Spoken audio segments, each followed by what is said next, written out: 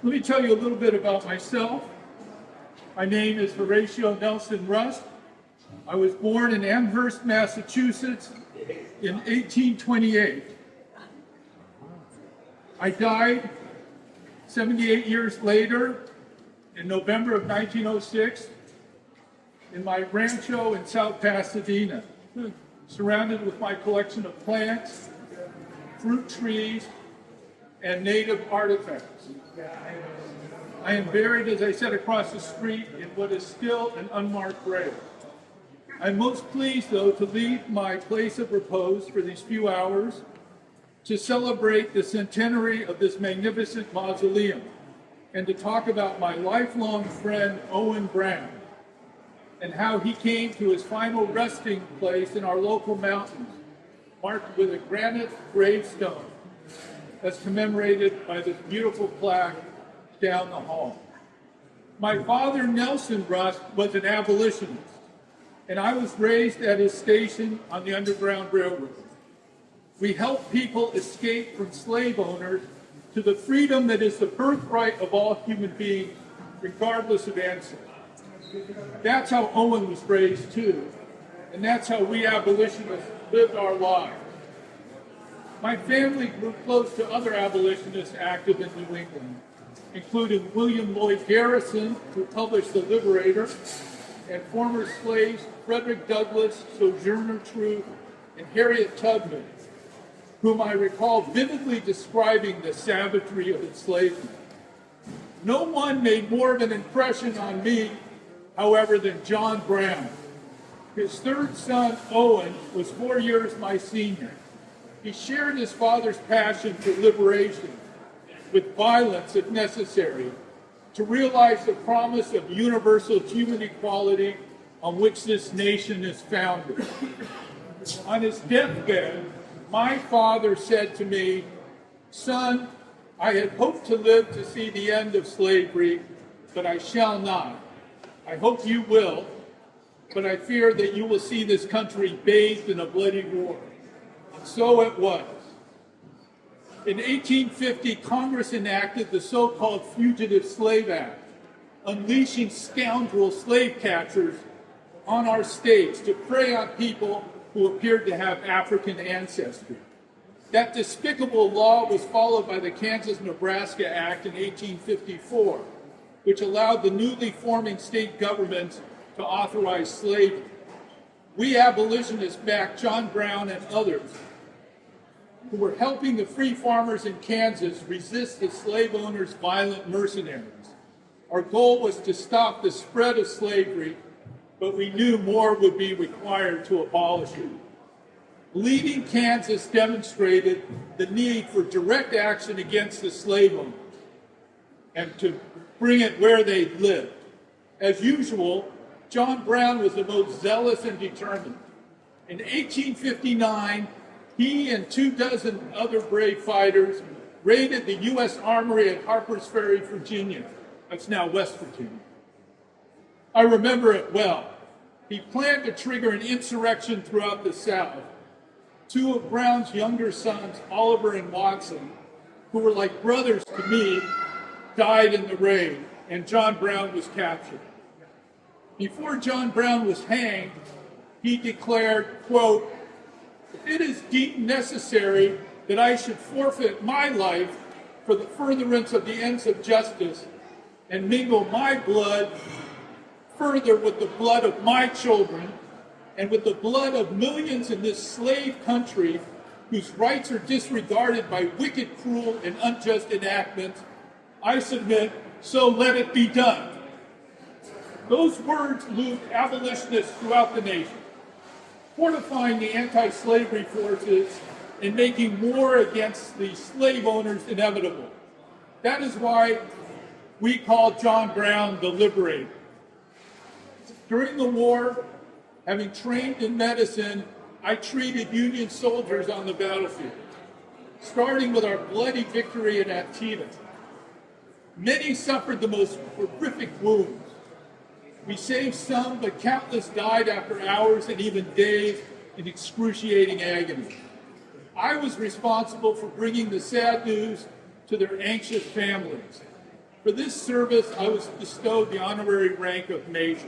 After the Union defeated the rebellion and formally abolished slavery throughout the 13th Amendment, I pursued business interests in Chicago, where I became involved in the growing commerce with California. In 1881, I moved to Pasadena, this beautiful community established by Union supporters. Many have been abolitionists back east, including my dear friend Levi Giddings, the founder of Mountain View Cemetery. Here, I developed new strains of citrus for shipment east. I served as an Indian agent, supporting the struggle for their freedom and preservation of their way of life, while I continued to collect and catalog native artifacts. The climate, both physically and politically, was ideal for John Brown's survivors, with whom I remained in contact. I urged them to join me. John Brown's daughter Ruth and her husband Henry Thompson, himself a veteran of Bleeding, Kansas, settled here, and both are buried with me at Mountain View. Older brother Jason and my dear friend Owen eventually settled here as well. Ruth and Henry made their home just a short piece up the Arroyo Seco from my rancho, near the west end of Bellefontaine Street. Jason and Owen settled deep in these beautiful mountains, carving a buggy path to the plateau between El Prieto and Millard Canyons, where they built their cabin. Owen was highly regarded as a veteran of Harper's Ferry, and both he and Jason were honored because they were the children of the liberator. They were always welcoming and gracious to visitors, many of whom were once enslaved themselves, or whose ancestors were. People who shared our dedication to justice traveled great distances to pay respect to Owen as a living embodiment of abolition and sacrifice. Owen never gave up the struggle for human equality.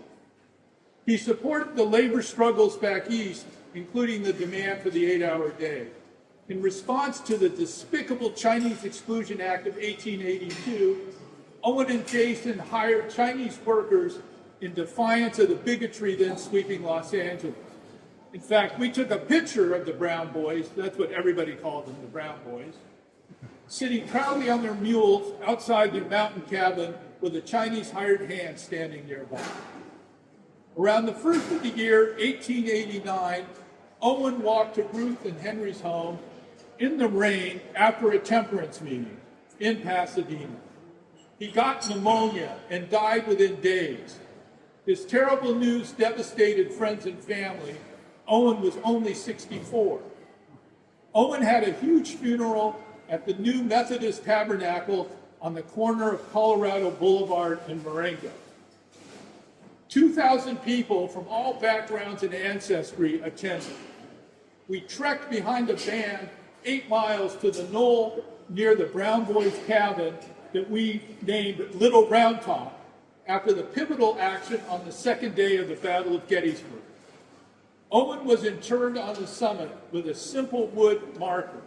We also planted a cedar tree. We were all well aware that after the collapse of Reconstruction, many of the gains for which so many fought and died were being clawed back by former slave owners and their descendants, who were building monuments and rewriting history to claim their rebellion was noble, the institution of slavery benign, and the so-called races unequal, such that humanity should be segregated. I tell you, we would have none of it. Because the gravesite was so important and so frequently visited, 9 years after the funeral, on January 29, 1898, 200 of us gathered again on Little Round Top to commemorate the life of Owen Brown and the life of his father, the liberator. I commissioned a granite headstone meant to last for centuries as a monument to abolitionism, and I'm glad to hear that it's still there, right where we put it in January of 1898. There's a photograph of our gathering at the new headstone, Maybe some of you have seen it. Among the sermons, prayers, and hymns offered that day, I was honored to have made a few remarks. I concluded, quote, I am very thankful that so many have come up under the shadow of the Mother Mountains to mark in this most simple manner the grave of my old friend, Owen Brown. His service to his fellow man is a more lasting memorial.